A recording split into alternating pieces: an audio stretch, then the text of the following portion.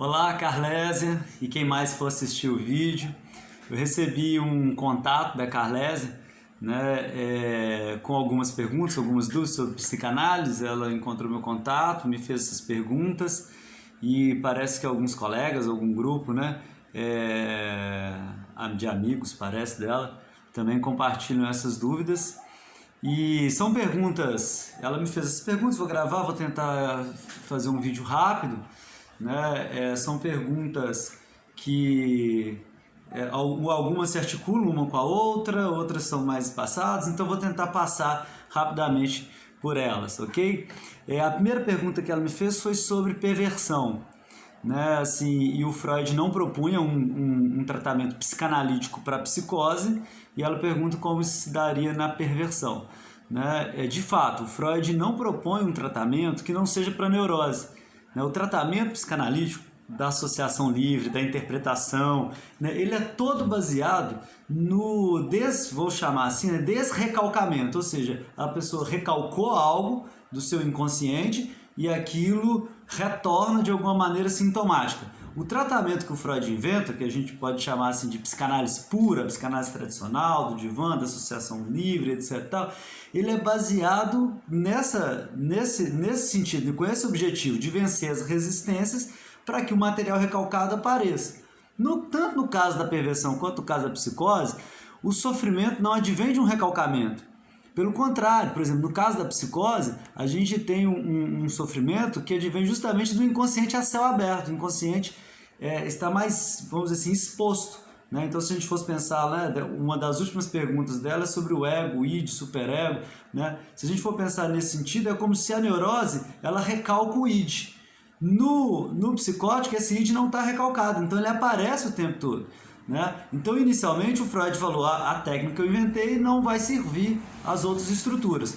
O Lacan e os pós-freudianos é que vão, vários pós-freudianos, não só o Lacan, né, que vão expandir o uso da psicanálise para além da neurose, do tratamento individual do adulto, né? Que era assim o tratamento do Freud.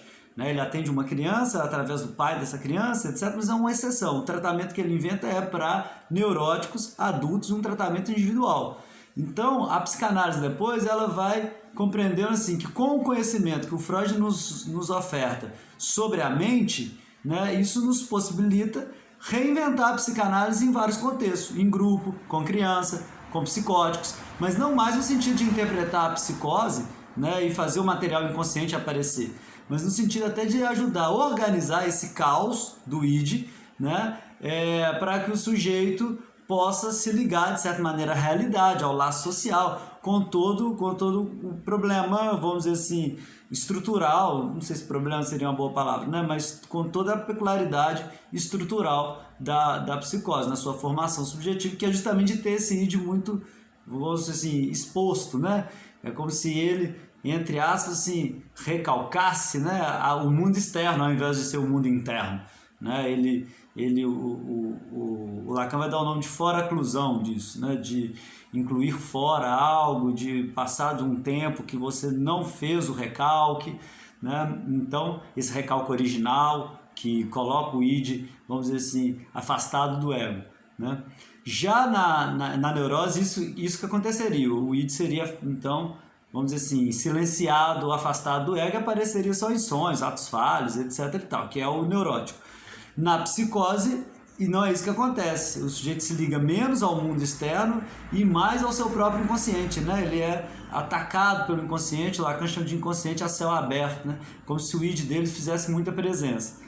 Na perversão, não se trata nem muito assim de id e de ego, se trata de uma questão mais até ligada ao superego, né? Como se no id, na neurose é o id que está afastado, é como se na perversão não tivesse essa estrutura superegóica que controla, né, os impulsos do id e também do eu, né, que é internamente, né, essa instância interna que chama superego. Então, por exemplo, uma grande característica que se fala da perversão é assim, o sujeito tratar o outro como objeto de gozo, né? Fazer o que quer com o outro, não sentir culpa, né?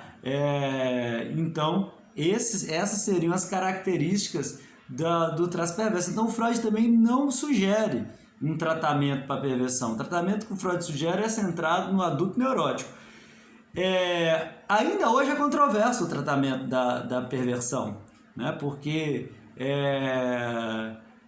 a perversão ela teria justamente um acesso ali ao gozo, a uma satisfação que tanto no caso da psicose quanto no caso da neurose não há, né? Então assim, em que ponto o perverso demandaria um tratamento, ou como tratar, é algo muito mais controverso do que a psicose, né? Onde a gente já tem algo mais assentado sobre o tratamento da psicose, né? Uma frase famosa do Lacan o psicanalista não deve recuar diante da psicose. A gente tem ferramentas para tratar a psicose sim, embora o Freud tenha tido esse excesso de cautela de dizer, olha, o que eu fiz o tratamento que eu inventei não é para psicose, e não é mesmo o que o Freud inventou. A gente precisa reinventar a psicanálise para psicose, e no campo da perversão, o campo mais difícil ainda. E aí, ela me faz uma outra pergunta, também polêmica e boa, né? As perguntas que ela me encaminhou são perguntas importantes, eu não vou conseguir, né, com esse tempo, talvez, responder todas, mas são perguntas importantes, que é a questão da inimputabilidade, né? Então um sujeito que é pedófilo, ou mesmo um sujeito num surto, né, que comete algum crime, etc., como que a psicanálise vê, né? Ele deveria ser considerado inimputável, ou seja, não poderia imputar culpa, né? Ou não, né? E aí a psicanálise, ela tem uma contribuição para esse dilema, porque esse é um dilema jurídico, não é exatamente um dilema psicanalítico, né? Primeiro a gente precisa considerar o seguinte, nem toda patologia é considerada inimputável, né? Senão a gente estaria com pessoa com depressão, com síndrome do pânico, qualquer coisa a gente considerar o sujeito inimputável, né? Não, é uma patologia, um estado patológico onde os peritos vão julgar que o sujeito não tinha condições psíquicas, uma organização psíquica para decidir sobre aquele ato, né? Então, mesmo o sujeito esquizofrênico, suponhamos que um sujeito recebeu o diagnóstico de esquizofrênia, não quer dizer que amanhã ele comete um crime e aí pronto, ele é inimputável porque ele tem o diagnóstico de esquizofrenia. Não, vai ter uma perícia para ver se de fato, né, ele não estava em condições de organizar, estava em surto psicótico, por exemplo, etc. e tal. E aí a pergunta que ela faz é muito interessante, que é assim, se é um traço do inconsciente, como que a gente vai imputar a culpa? Né? E aí, só que a pergunta dela a gente poderia expandir para todos os crimes, né? Porque sempre vai ter algo do campo do inconsciente. Então, um cuidado que eu diria para a Carlese e para os amigos é assim, não entenda que a psicanálise desresponsabiliza o sujeito, porque ela responsabiliza o inconsciente, ou seja, então isso foi do seu inconsciente. Pelo contrário, o que a psicanálise vai fazer, e depois eu vou falar do diálogo da psicanálise com o jurídico, o que a psicanálise vai fazer é justamente o contrário, é responsabilizar o sujeito até mesmo pelo seu inconsciente. Basta você narrar um sonho para o seu analista, você vai ver que ele vai te responsabilizar, mas eu estava dormindo. Ou então você comete um ato falho, não, mas não foi isso que eu quis dizer, isso foi o meu inconsciente. Mas o analista vai justamente tentar te responsabilizar pelo inconsciente. Então a psicanálise não desresponsabiliza. Então nesse campo jurídico, a psicanálise também não vai partir da desresponsabilização. Tudo bem, ela pode pensar assim, a questão da culpa, porque a psicanálise não é punitivista, né? Ela vai tentar fazer com que o sujeito responsabilize, não exatamente que ele se sinta culpado e tenha uma punição. Aí é uma questão do jurídico, é do Estado. O Estado é que tem que ver isso, né? A contribuição que a psicanálise pode dar, inclusive com ao ordenamento jurídico, é dizer, será que não tem formas da gente trabalhar a responsabilização, né, desse sujeito, né, a partir da conversa, do diálogo, do tratamento, da reflexão, né, como, por exemplo, o PAPJ, né, é um programa programa de atenção individual ao paciente jurídico, acho que o PAPJ, acho que é esse o significado, né? É um programa super interessante, é um programa quando um crime acontece, que é motivado por algum traço patológico, uma equipe, né, ordena, conduz um tratamento mesmo, né? Uma equipe conduz uma reflexão para o sujeito se responsabilizar por aquele por aquele ato que ele cometeu, ainda que seja motivações inconscientes, ainda que advenha de traumas, mas que ele saiba desse trauma, mas ele não deixa de ser responsável, né? Aí a questão de punição ou não, né? O próprio tratamento, ele é uma forma do sujeito criminalmente pagar quando ele é considerado inimputável, tá? Então, aí é uma questão mais jurídica, mas a contribuição da psicanálise é dizer assim, olha, há recursos através da palavra da gente responsabilizar esse sujeito se sentir responsável e esse sujeito provocar mudanças subjetivas para que ele não cometa, por exemplo, mais, mas principalmente para que ele se guie de uma maneira mais, vamos dizer assim, livre desses próprios traumas e fantasias inconscientes. Então, em outras palavras, a psicanálise não desresponsabiliza o sujeito, tá? Ah, mas isso foi do inconsciente dele. Não, foi do inconsciente, mas por isso mesmo ele precisa responder sobre o seu inconsciente, não no sentido criminal, mas no sentido da palavra. Então é nesse sentido que a psicanálise opera, tá? E aí no ordenamento jurídico, sim, algum sujeito aí vai ter uma perícia que vai avaliar se esse sujeito, não exatamente se veio do inconsciente ou não, mas se esse sujeito no momento do crime, ele tinha condições de pensar, de refletir, de decidir sobre aquele crime e qual é o grau disso. Ele vai ser considerado, se isso vai ser só um atenuante ou se isso vai ser considerado de fato algo que o torne inimputável, né? Ou seja, que não pode, o Estado não pode imputar culpa a ele, por exemplo, um surto psicótico. Agora, um estupro, um traço mais de perversão, assim, né? Uma pedofilia, etc., né? O sujeito tem consciência do ato que está operando, né? Ele pode não ter controle do desejo, e aí é outra coisa, né? A gente entender como que a gente pode trabalhar esse campo, né, do desejo, e a justiça trabalhar o campo do ato, porque tem um sujeito pode ser pedófilo, por exemplo, no sentido de sexual do desejo, etc. e tal, e não exatamente cometer o crime, né, mas ter desejos e pode, sei lá, né, se incomodar com aquilo, querer tratamento para aquilo, querer falar sobre aquilo, né, e não exatamente cometer o crime. Então são duas coisas diferentes, uma do jurídico, outra vai da psicanálise. E tem um ponto que encontra a psicanálise, pode colaborar com o jurídico. Bom, essas são as duas perguntas iniciais que ela me fez, e ela fez também mais uma pergunta sobre sonhos, né? De onde vêm os sonhos? Né? Vem do pré-consciente, do inconsciente, né? Na verdade, o sonho, o Freud, a frase famosa do Freud, o sonho é a via regis para o inconsciente, ou seja, o sonho é a estrada real, via regis é a estrada real, é a estrada que vai mais direta, né? Que a gente tem mais acesso ao sonho. Então, portanto, o sonho está no inconsciente, né? Mas o sujeito a gente só sabe do sonho do sujeito porque ele lembrou, ou seja, então porque ficou um fragmento do que ele viveu à noite, um resto disso na consciência dele, no ego dele, entendeu? Então, o que acontece? O que é o sonho para Freud? O sonho para Freud no momento que a gente dorme, o sonho para Freud é uma regressão, tá? Então, vou colocar o termo que o Freud usa, não no sentido de regressão de vidas passadas, nada disso. Regressão no sentido de sistema. Regredir de um sistema consciente para um sistema inconsciente, do ego para o inconsciente. Por que ela é uma regressão? A ideia do Freud é que quando a gente dorme, a gente desinveste tanto da realidade, quando eu falo desinveste energia psíquica, porque o nosso psiquismo tem energia. No dia que você está preocupado com uma coisa, você vê que a energia psíquica fica pensando naquilo. Ou você está apaixonado, você fica pensando numa pessoa, por exemplo. Né? Ou seja, você sente a sua energia psíquica voltada para aquele objeto. Quando você dorme, sua energia psíquica não está voltada nem para a realidade e nem para o ego consciente, que opera o mundo racional, etc. Tal, as contas que você tem que pagar, etc. Papapá, isso, aquilo. Né? O mundo externo, o movimento, etc. Então você é como se desligasse tudo isso. Então a energia, em vez de fazer o movimento do inconsciente rumo consciente, aí a elaboração consciente, rumo à realidade, onde você vai fazer as coisas, etc. e tal, ela faz um movimento regresso. Ou seja, você dorme, você desinveste da realidade, desinveste da consciência, desinveste do ego, desinveste dos movimentos, né? E aí o seu investimento mental, o seu investimento psíquico, acaba regredindo as imagens, lembranças que ficaram no inconsciente.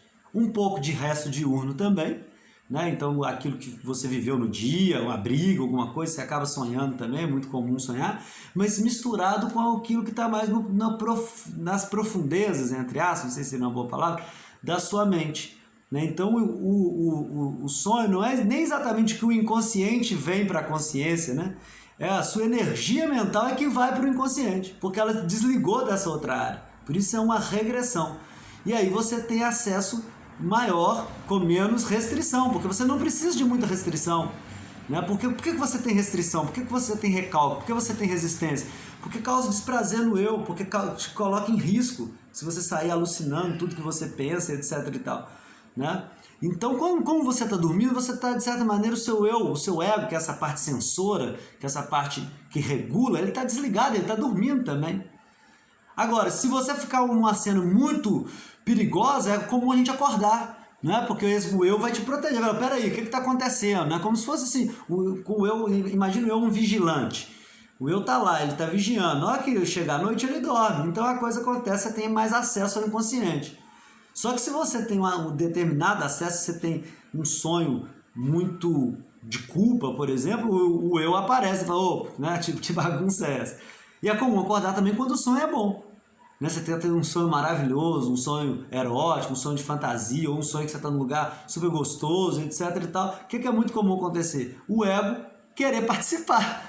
Né? Porque fala assim, eu quero estar inteiro nessa experiência. Só que na hora que você quer estar inteiro nessa experiência, você leva seu ego para lá, você acorda o seu ego, pronto, acabou a fantasia. Aí o ego já começa, não, isso é só fantasia minha, isso aí você vai elaborar isso no seu mundo consciente, no seu mundo pré e consciente, que é o ego. Quando eu falo ego, eu estou falando do sistema pré e consciente. Beleza? Então são essas as perguntas que estão respondendo o sonho. O sonho é a manifestação principalmente do inconsciente, tá? E a última pergunta dela é sobre id, ego e superego. Logicamente, cada pergunta dessa é um tema extenso, né? De pesquisa, inclusive. Né? E esse também é id, ego e superego. Isso é da segunda tópica. Ela faz uma pergunta muito comum, mas muito perigosa, assim, porque a gente tende a fazer isso, né? O id é inconsciente, pré-consciente, consciente, onde que está esse sistema? A gente precisa pensar que são dois sistemas distintos. Primeiro, Freud fez o sistema inconsciente, pré-consciente, consciente, e 20 anos depois, praticamente, né, em 1923, ele escreve o ego e o id, que é o texto que ele apresenta esse novo sistema.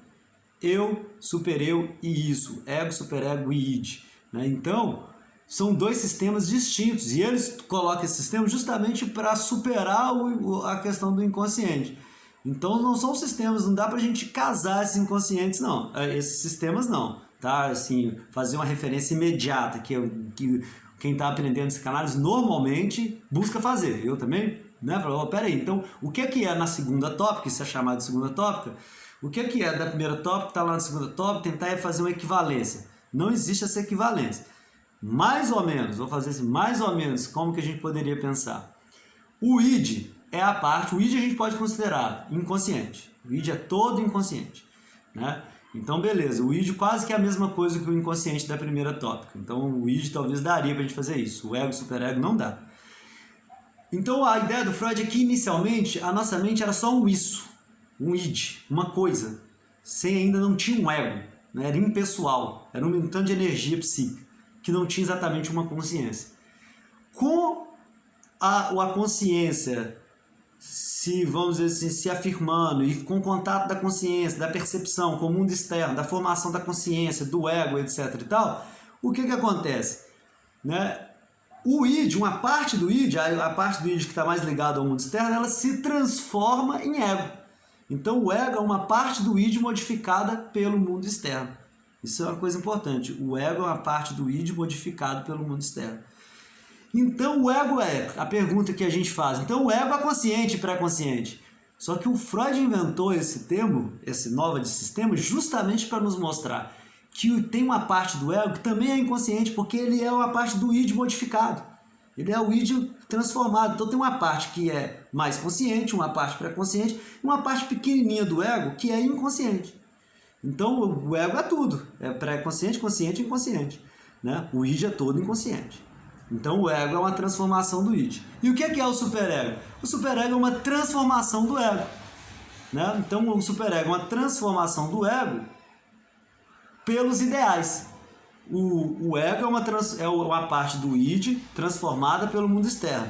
O superego é uma parte do ego transformada pelos ideais de cada cultura, de cada pessoa.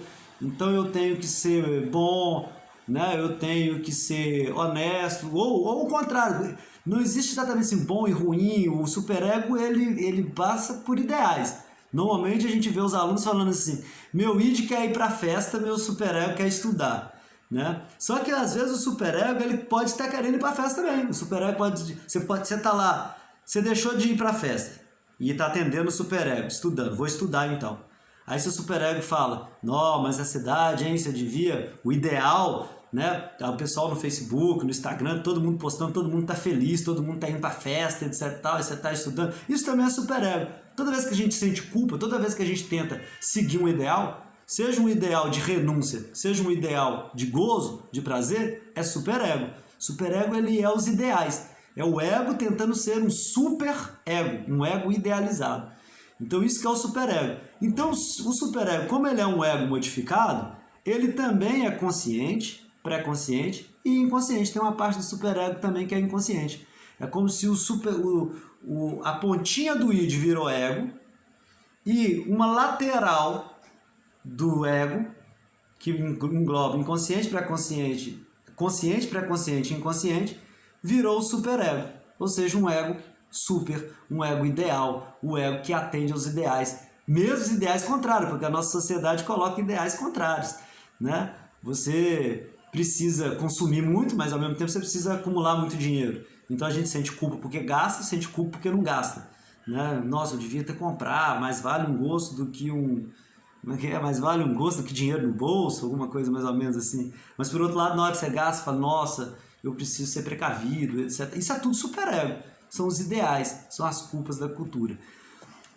Bom, são assuntos distintos, dispersos, né? Alguns se dialogam. Espero que tenha ajudado. Não, acho que não consegui ser muito breve como eu queria, mas espero que tenha ajudado. Gosto muito desse diálogo né, com quem está começando a psicanálise, sou apaixonado pela psicanálise, e a gente pode manter assim, esse diálogo. Tá, Calés? Muito obrigado pelas perguntas. E ela perguntou se eu tenho algum canal, algo no YouTube, até um projeto, mas por enquanto não. Eu tenho alguns vídeos, algumas coisas que eu faço, mas de psicanálise especificamente, assim, dessa área que ela perguntou, eu não tenho. Mas muito obrigado pelas perguntas e espero que tenha ajudado, tá? Eu sei que foi meio rápido, minha fala, etc, porque eu queria ser mais conciso, mas você, quem está começando a estudar psicanálise, vai ter muito tempo para se debruçar sobre essas perguntas aí. Algumas delas talvez vocês vão passar o resto da vida pesquisando aí e cada dia aprendendo um pouquinho mais, porque tem sempre algo a aprender, né? Falou, muito obrigado, gente. Tchau.